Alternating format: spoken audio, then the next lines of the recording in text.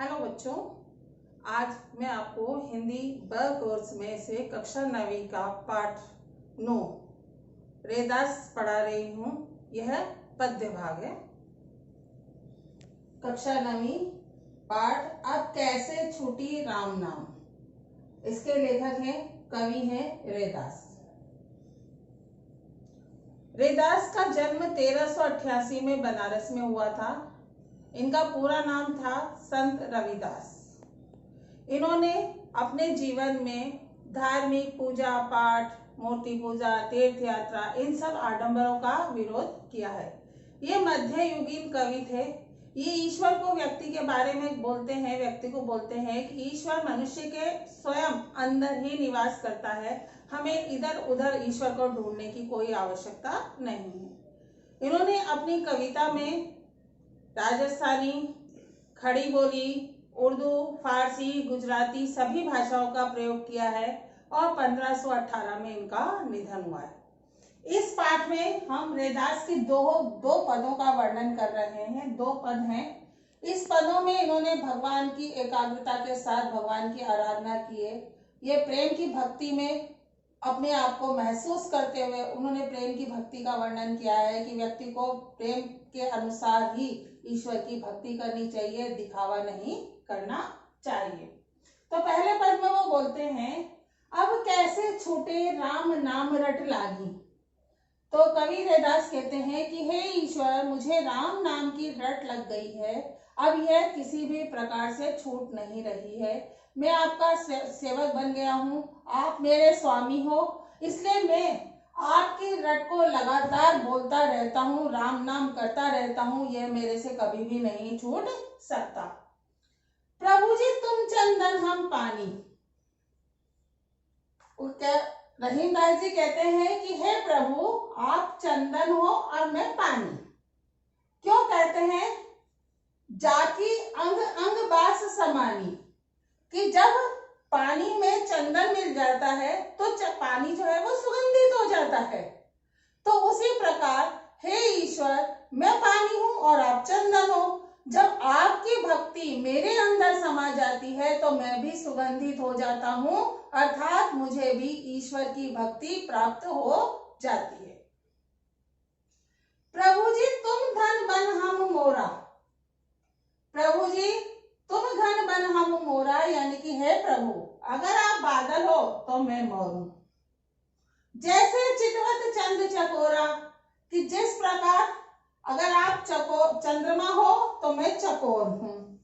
तो यह कह रहे हैं वो कि जिस प्रकार बादलों को देख करके मोर नाचता है, अत्यंत प्रफुल्लित होकर के, मस्त होकर के वो प्रसन्न हो जाता है, और जिस प्रकार चकोर पक्षी जो है वो नित्य चंद्रमा को ही देखता रहता है, तो हे प्रभु, आप चंद्रमा हो, आप बादल हो, लेकिन मैं मोर और चकोर के समान हूँ, जो नित्य ही लगातार केवल आपको ही देखता रहता हूँ, आपके नाम का स्मरण करता रहता हूँ। आपके अलावा मेरी जिंदगी में किसी और चीज की अस्तित्व नहीं है, और यही मेरा प्रेम है और यही मेरी भक्ति है।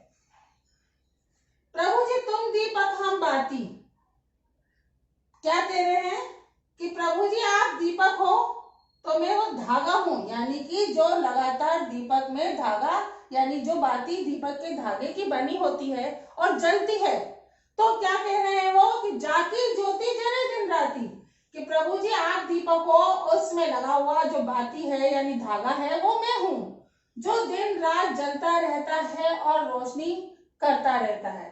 तो कहने का तात्पर्य है कि हे प्रभु, मैं आपकी भक्ति में दिन रात जलता रहता हूँ, और आपकी भक्ति में दिन रात जलने के बाद उससे जो मेरे जीवन में उजियाला आता है, जो मेरे जीवन में प्रकाश आता है, और जिस भक्ति को मैं प्राप्त करता हूँ वह मेरे जीवन का एक अभिन्न अंग है, और उसके बिना मैं अपना जीवन व्यतीत कर ही नहीं सकता, क्योंकि आपका प्रेम और आपकी आराधना ही मेरे जीवन का लक्ष्य है। प्रभु जी तुम मोती हम धागा, जैसे सो नहीं मिलत सुहागा। कवि जो रेदास है वो क्या कह रहे हैं कि प्रभु जी अगर आप मोती हो तो मैं धागा हूं। वो धागा क्यों कह रहे हैं कि मोती को धागे में पिरोया जाता है। तो हे प्रभु जी अगर आप मोती हो तो मैं धागा हूं। कैसे? जैसे सोने ही मिलत सुहागा, कि जिस प्रकार सुहागे में सोने को मिलाया जाता है तो सोने का महत्व बढ़ जाता है, उसी प्रकार प्रभु जी अगर आपके मोती को मुझ जैसे गरीब धागे में पिरोया जाता है तो मेरे जीवन का भी जो अस्तित्व है वो बढ़ जाता है, महत्व बढ़ जाता है। प्रभु जी तुम स्वामी हम दासा, ऐसी भक्ति करे रे दासा। रेदास जी कहते हैं कि प्रभु जी आप स्वामी हो, आप ईश्वर हो, आप इस संसार के पालनहार हो, आपके अलावा इस संसार में किसी चीज का कोई महत्व नहीं है, लेकिन मैं आपका दास हूँ, आपका सेवक हूँ, आपका नौकर हूँ, मैं आपकी भक्ति में दिन रात लगा रहता हूँ। तो ऐसी भक्ति करे रेदासा। रेदासा जो रेदास कवि है उनकी भक्ति इस प्रकार की है कि वह अपने प्रभु को स्वामी और संपूर्ण सृष्टि का पालनहार मानते हैं और स्वयं को ईश्वर का नौकर और भक्त मान करके उनकी सेवा करते हैं। दूसरे पद में रेदास जी ने परम ब्रह्मा की शक्ति का वर्णन किया है, उनका दयालु होने के बारे में बताया गया है, उन्होंने सामाजिक आडंबर का विरोध किया, इसके बारे में बताया गया है।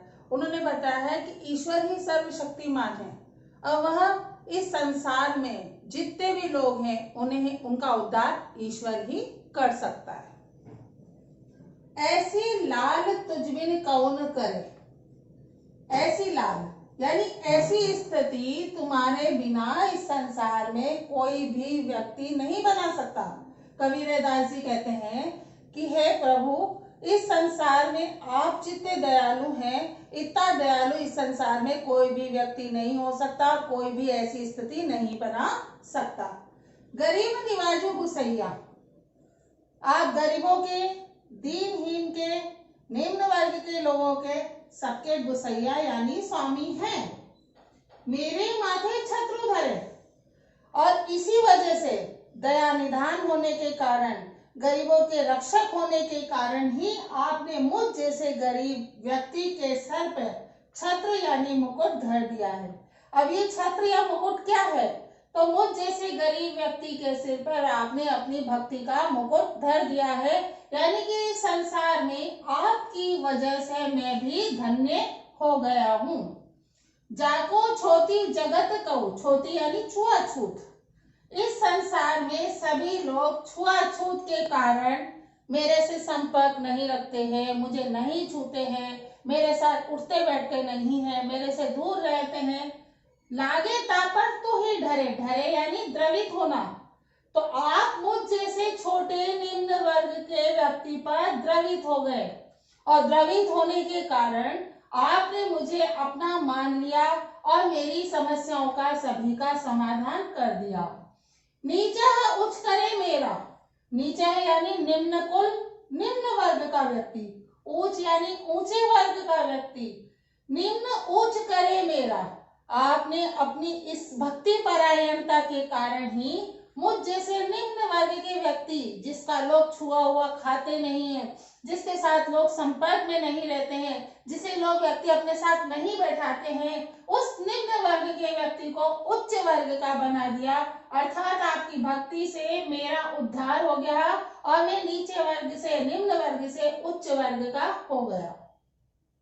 गोविंद तू काहू से न डरे, क्योंकि इस संसार में गोविंद यानी ईश्वर संसार में किसी से भी नहीं डरता। उसके लिए न कोई नीचे वर्ग का है, न कोई ऊंचे वर्ग का है, उसके लिए भक्ति ही सर्वश्रेष्ठ है। संसार में रहने वाला कोई भी व्यक्ति किसे भी डराने का प्रयास करे, लेकिन मेरे ईश्वर किसी से भी नहीं डरते हैं, वह सभी के साथ प्रेम, प्यार और भक्ति का व्यवहार रखते हैं। नामदेव कबीर त्रिलोचनु सधना सेनु तरे। यहाँ पर रहीमदास जी इन साधुओं के इन नाम लेते हुए बताते हैं कि नामदेव, कबीर, त्रिलोचन, सधना, सेनु आदि जो कवि हैं, जो छोटी जाति के होने के कारण संसार उन्हें हीनता की दृष्टि से देखता था, हेय दृष्टि से देखता था और उनके बारे में गलत गलत विचार रखता था। लेकिन आपकी भक्ति के कारण उनका भी उद्धार हो गया, वह भी भव सागर को पार हो गए। अर्थात आप संसार का उद्धार करने वाले हो, लोगों को भव सागर से पार करने वाले हो। यहाँ पर उन्होंने इस दोहे के माध्यम से रहीमदास जी ने समाज में फैले हुए आडंबर, छुआछूत, जाति प्रथा, छोटी जात, ऊंची जात आदि इन पर भी करारा व्यंग किया है। कवि रविदास सुनाहु रे संतौ हरिजौ ते सभी सरे। यहाँ पर कवि रविदास जी कहते हैं कि सुनो, सुनहु, सुनो संसार के प्राणी लोगों, संतहु हरिजौ ते सभी सरे, कि जो संत हैं और जो ईश्वर का नाम लेते हैं वह सभी सरे, यानी वह सभी संसार से, इस भवसागर से पार हो गए।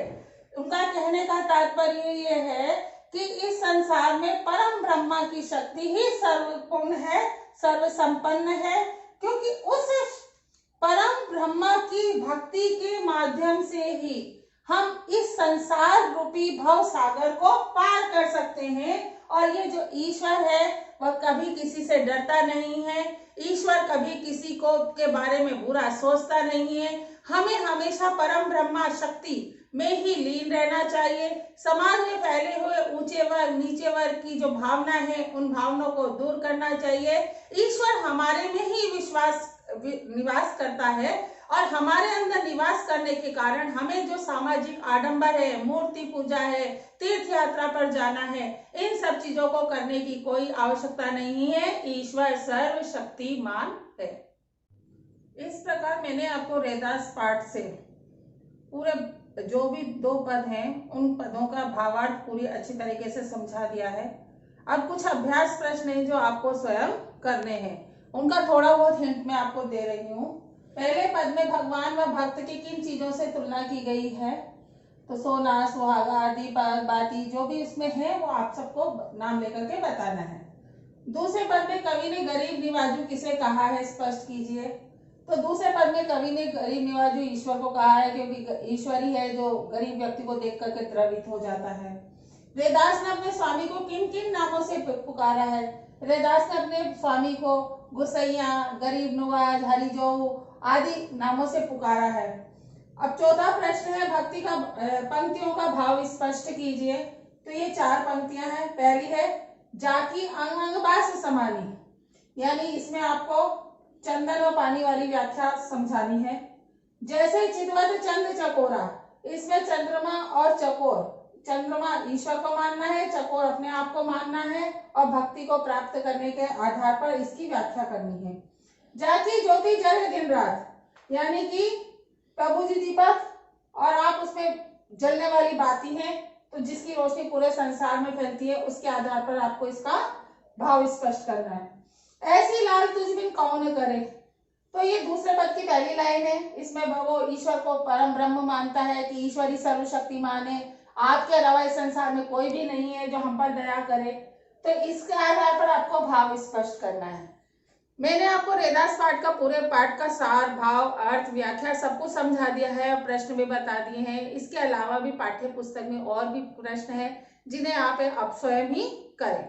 अगर उनको करने के समय आपको कोई समस्या आती है तो आप कमेंट्स बॉक्स में पूछ सकते हैं। और अगर आपको ये वीडियो पसंद आती है तो आप इसे लाइक करें और मेरे चैनल को सब्सक्राइब करें।